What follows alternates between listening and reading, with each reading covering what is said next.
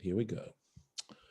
All right, we are ready for the new parsha, which is T'tzaveh, and we'll make the bracha. Baruch atah Adonai Eloheinu melech haolam asher kitshanu b'mitzvotav v'tzivanu la'asok b'divrei Torah. And let's find the screen. There we go. Here we are.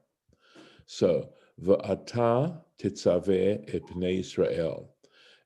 As for you, you should command the children of Israel. Vayikhu elecha shemen zayit zach.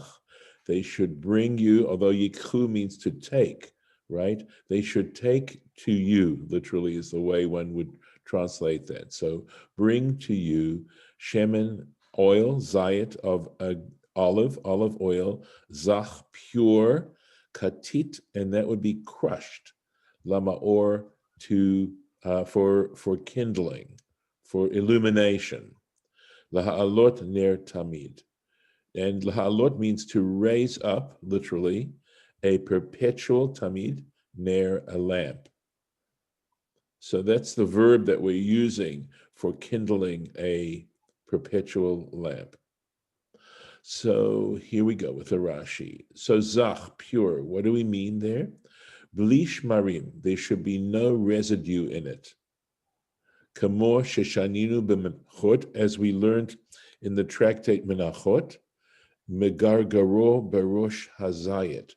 So the garger apparently is to crush while it's still on, or barosh hazayit, I think would mean that he crushes it at the top of the olive. So my translation says ripen. Megargaro? Yeah, that's what it says. He allows to ripen at the top of the olive tree. Okay, all right. So the garger. I was actually about to look it up in Jastrow when I looked at the time and realized we needed to get started. And I remember, when I looked at it yesterday, that's what it said. But I don't know. I'm curious actually to look at what Jastrow has to say. So, all right, if that's what it means, although it seems less contextual than what's going on here. Because we'll see exactly what it is, how you get this kind of oil. Let's see what it says here. Here we go. Katit, right? So what does this mean?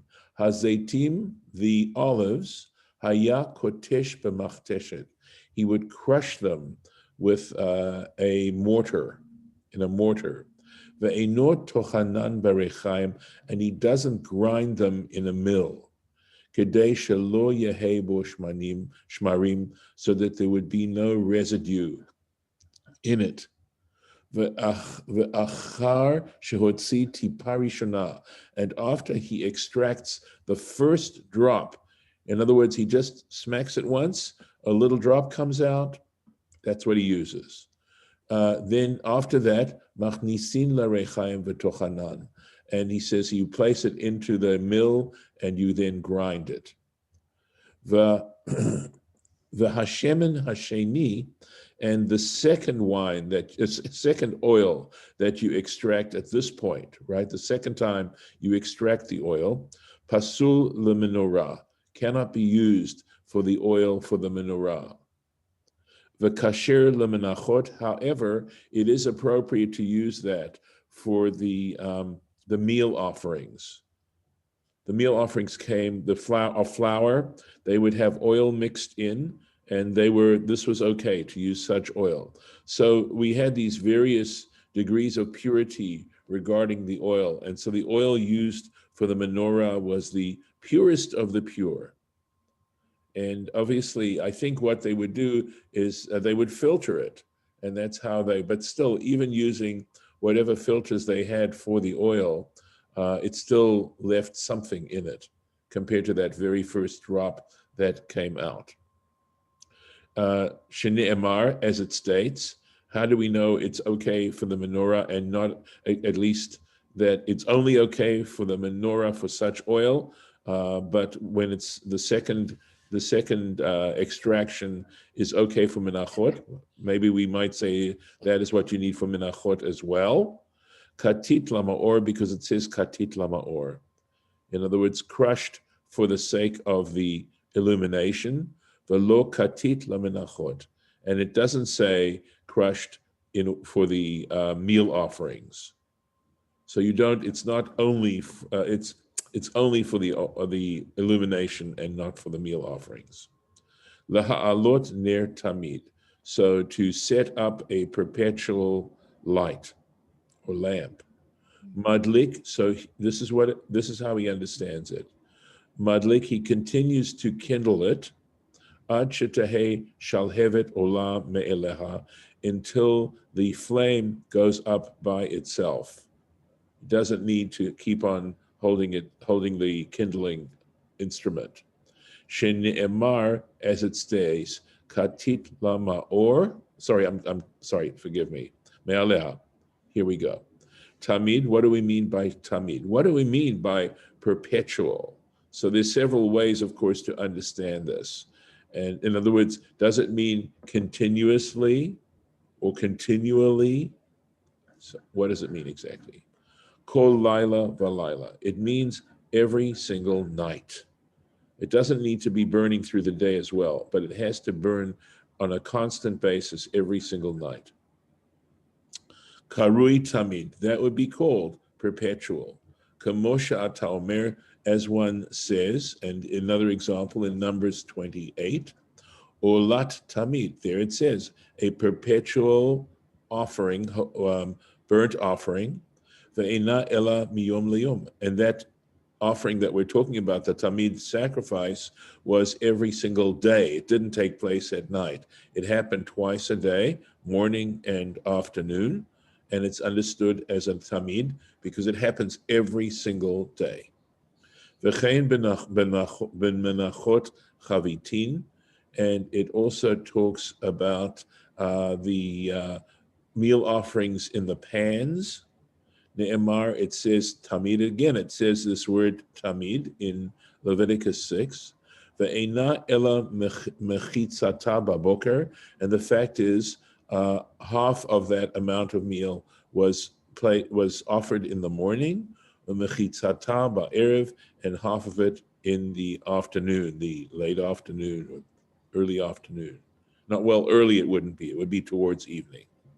Aval, however, tamid ha'amur belechem hapanim, the adjective of perpetual that it refers to the showbread. So just to review that for a moment. So in the sanctuary, right, the sanctuary was divided into two parts. There was the Holy of Holies, and that was separated by a curtain that contained the Ark of the Covenant.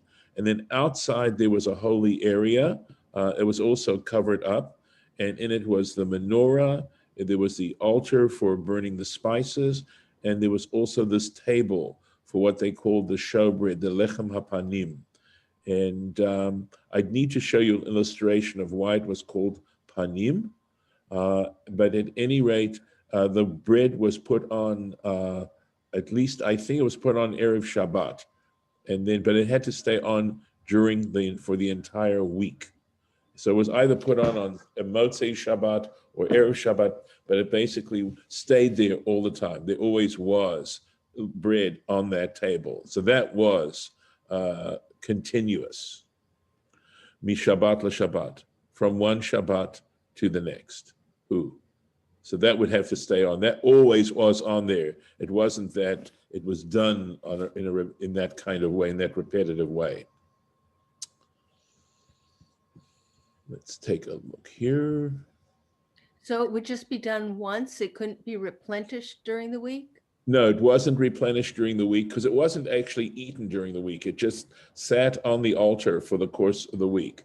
And then I'm not sure if it was removed after Shabbat of that week or it was removed right before Shabbat. And I guess the word showbread implies that it's not eaten, it's just for show. No, apparently it didn't mean show it in that way because panim means faces. Literally, it was translated that way, but literally it means the bread of the faces. And let me see, what I can do is take a moment, or I can wait until tomorrow and show But you you're what saying it does get eaten Yes, it does get eaten. after Because it's been sitting there for a week. That is correct. and that was considered like a miracle, that the bread tasted as fresh after the week as it Oh, was when it was originally put on and freshly baked. So that's actually mentioned there. So it was actually consumed. That seems to be the implication anyway. And I think there may be some inner message there about the holiness and the fact that, they mention, for example, that when Moses passed at 120, he didn't show any signs of aging, that he was as vigorous as he ever was. And I think there's a sort of a connection there with trying to live a life of holiness, that holiness infuses you with that certain, it has a preserving element to it, which probably also is connected to immortality. So I think and we know that bread, by the way, is a sign of the human body. It's a symbol of the human body. Hmm. And the reason for that is because when God creates human beings, when he created Adam, he took the dust of the earth and mixed it with some water and created the human being. And basically you take flour and you add water and you make bread. So that's okay. So I'm kind of like playing around with looking it up right now, and okay. now I'm having more thoughts that maybe because face is also sometimes a metaphor for presence, Yeah, like right, God's presence, right. In the presence, yes. which may be why maybe showbread is kind of a Christological Yeah, translation of I'm sure it is. I imagine like you're right yeah. here. Yeah. And I think I've seen it spelled I SHEWB. have too, which is probably ancient Right, or show archaic version. English. Yes, Yeah. exactly. Right. Onwards here. We'll do another verse. Ba'ohel Moed, in the tent of Moed, of meeting, michutz la parochet, outside of the curtain, asher al ha'edut, which was in front of the testimony. That's the ark they're referring to. Ya'aroch oto, he should lay it out. Aharon uvanav, Aaron and his sons, me'erev ad boker, from evening until morning, lifnei Adonai, before Hashem, chukat olam, an eternal testimony, ledorotam, for all their generations, me'et bnei Israel, from the children of Israel. So again, we'll take a look at, there's a small Rashi here. Me'erev ad boker, from evening until morning. Tein la midata. In other words, the point of this is you have to measure enough oil into it, into the menorah, shetehei doleket me'erev ad boker, so that it would be lit from evening until morning. V'shi'aru chachamim, and our sages calculated that amount as chatzi log, as a half log, the lele tevet, for the longest night of the year. That's how much you'd need. So that's the chatzi log that you'd use for the nights of tevet, the month of tevet. That's comes in December, January. Ha'aruchin, which are lengthy. V'chol haleilot, and all the nights. Ve'et yoter, and if there was, and so that's the amount they'd use every single night. Ve'et yoter ein b'chach klum, and the fact Ve'im, that I there was believe left. I'm sorry. ve'im, ve'im yoter. I'm sorry. I'm sorry. My eyes are having a hard time seeing that. Yeah, And if yeah. it turned out that there was a residue at the end of the night, ein b'chach klum, it didn't matter at all. It wouldn't matter. There's no problem with that. There's no violation of halakha or anything like that. All right. So let me see if I can go to a share of the menorah and stuff like that. Let me find it. Let's try that. Um, hmm. Okay, well, this is a picture of the menorah that I hope I can show you. Let's see if it'll share on this. Yeah, it should be good. That was a really nice rendering, I thought, of the menorah that they would. The thing, though, that it doesn't do is that elsewhere elsewhere, because it describes this process in several places in the Torah, and essentially there was a lip to the place where you put the oil, so that the wick would lie in this kind of little lip, and they would. The question is, these lips pointed either to the middle one or to one on the side. And this, I think I've seen a rendering where this lip would go forward in there, but these would all point to the middle one. So that's one version, but this menorah doesn't show that very clearly. Let me stop the share and go elsewhere. Let's see what else I have. Hold on 1 second, sorry. I need to mess around with that. Let's see, there's okay. I had one of the, hold on a second, here we go. Lighting of the menorah. Okay, that seems good. Let's give that a try. Okay.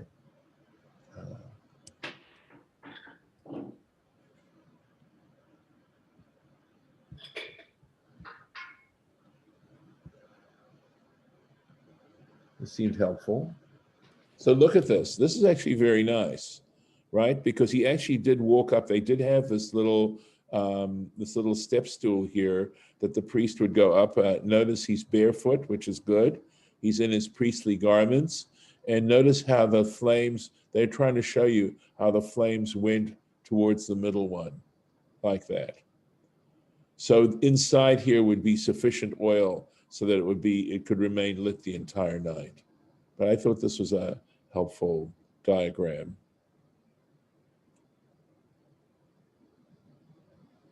Okay. So let's go back to the text itself, if I can find it quickly. Okay, I may have to make some, excuse me 1 second. Sorry. Well, I have to go back now to find the place, unfortunately. Let's see. We're in chapter 28. Yeah, the way this is, I have to go. I didn't check what page it was. Let's see. 1 moment. I'll get a better idea.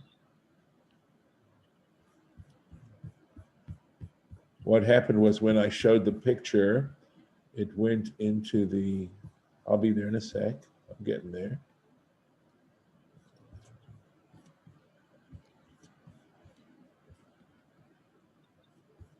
PT Sa is a pretty long parsha. Okay, I'm into T'tzaveh. All right, so let's go back here. And I should be able to find it. Yep. Yep.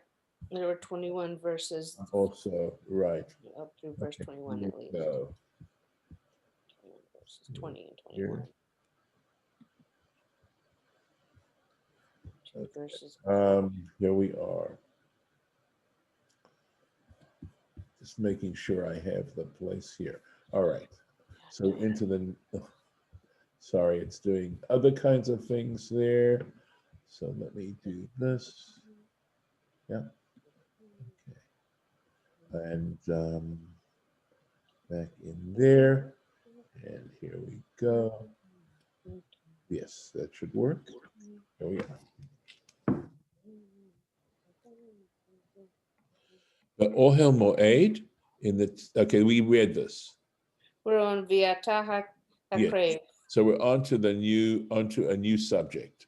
New chapter. So I can tell you that for the most part, if you wanted to sort of summarize T'tzaveh, the first part of T'tzaveh deals with the garb of the high priest, the specific clothes that he wore.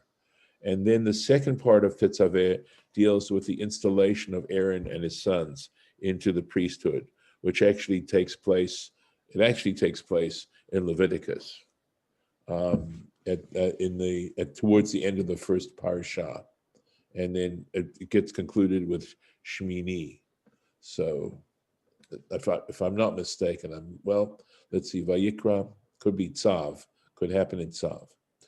Va'ata, so here we go. Hakrev elecha et Aharon achicha, and again, and you bring near to you, draw near, Aharon achicha, Aaron your brother, ve'et panav ito, and his sons with him, mitoch bnei Yisrael, from the midst of the children of Israel, l'chahano li, to serve as kohanim for me.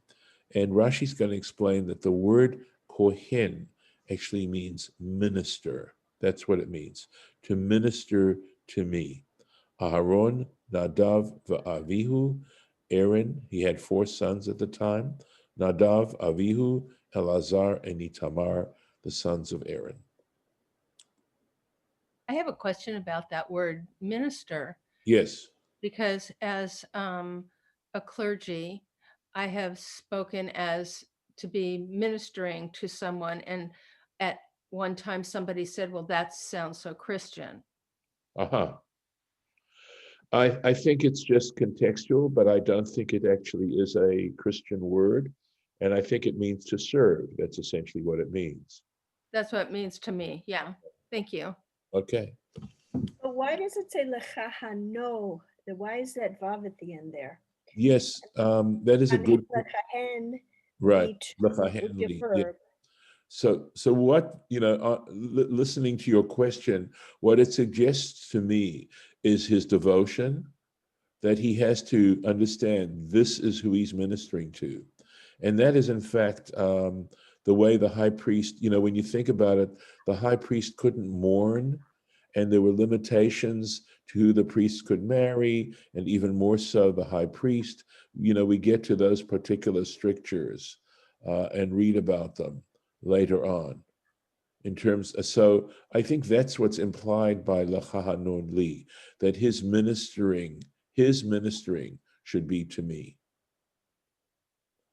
That he can't minister to himself. His family relationships are limited because of what he has to do for the sake of God, which is again part of the reason possibly for celibacy amongst priests, although that never is suggested here in the Torah for priests. In fact, a priest had to be married.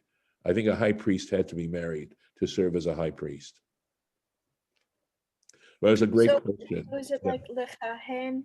Would the grammar be like lechahen oto, to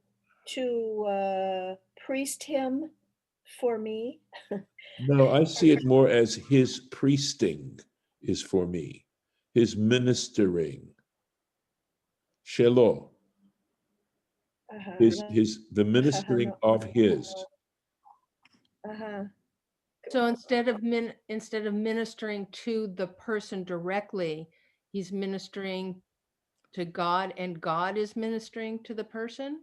Well, I think the idea is that in his serving God, he is representing the Jewish people and their service to God.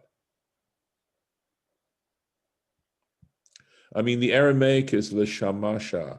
Shamash, is the name that we call the serving candle, right? So here it just simply says for service, because normally an aleph at the end of an Aramaic word is a hey at the beginning of a Hebrew word, for the service before me.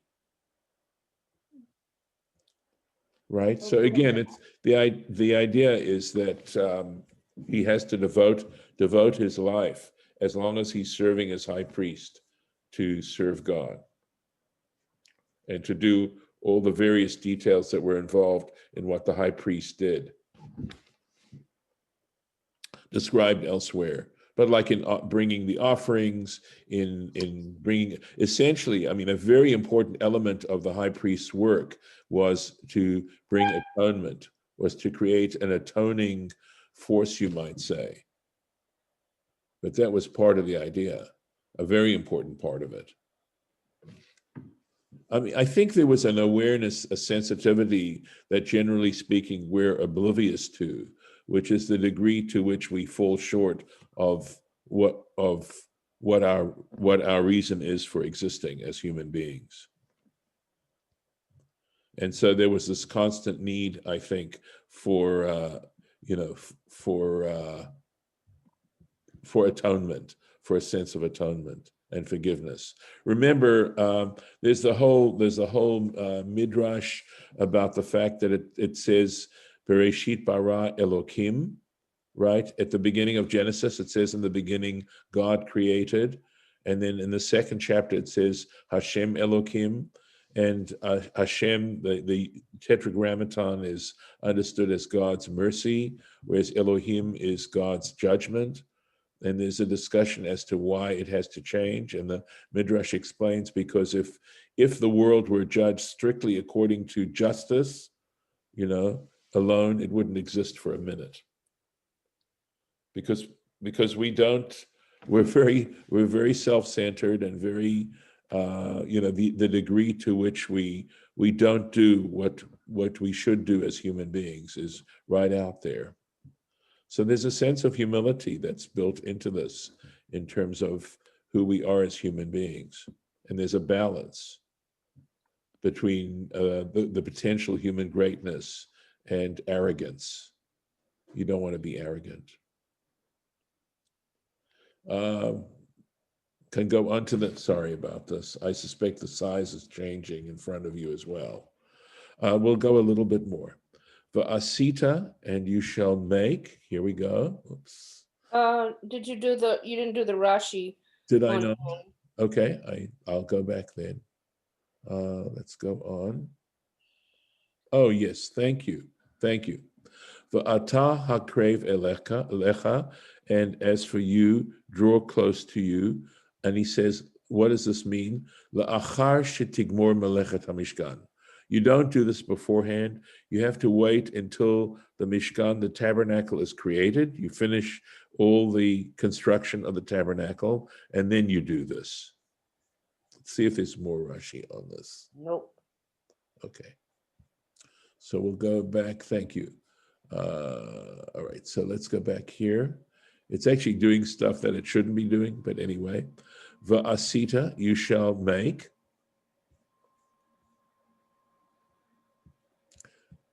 Bigdei Kodesh, sacred garments, la'Aaron achicha, for Aaron your brother, lechavod, for honor, u'letiferet, and for glory.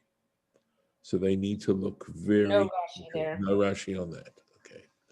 V'ata tedaber el kol chachmei lev, and you, as for you, speak to all those wise in heart, skilled, in other words, asher mileitiv ruach chochma, in whom I have filled the spirit of wisdom, va'asu et bigdei Aharon, that they should make the clothing for Aaron, lekadsho, to sanctify him, lechahanoli, to minister to me. So again, to sanctify really means essentially to dedicate, right? So he should dedicate himself to minister to me. The is Rashi here. Lekadsho lechahanoli, right? To sanctify him, in other words, to make him unique, to dedicate him, to minister to me. Lekadsho lahachniso. So what do we mean by that? To sanctify him. Lahachniso bekhuna, to bring him into the priesthood. Al yedei habagadim, by means of this clothing. Sheyehe kohen li, that he should be a minister to me. Velashon kahuna, and here Rashi says it right there and explicitly. He says the word kahuna means sheirut, service. Who? And then he gives the French version. So Lauren, I don't know if you have a better version of this, because it looks like century, something like that. But then it says here, okay, he actually says sanctified. Yeah. In the Yiddish.